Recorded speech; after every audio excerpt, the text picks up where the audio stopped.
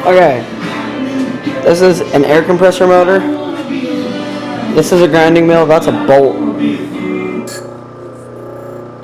It's surprisingly quiet, actually, so we're gonna see what it'll do to stuff. Welcome to the random side of the garage. Here's this little aluminum thing that we use. It's supposed to be for an arrow, but we never finished it.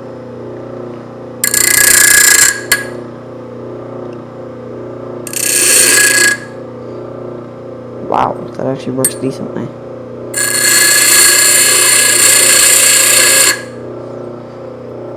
Not bad.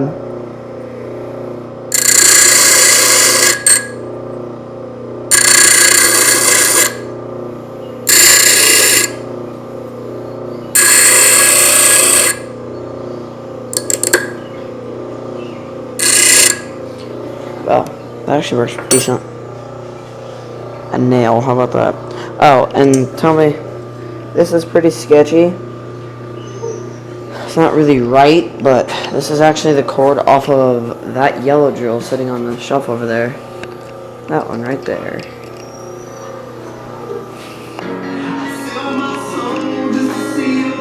Man, my radio never shuts up.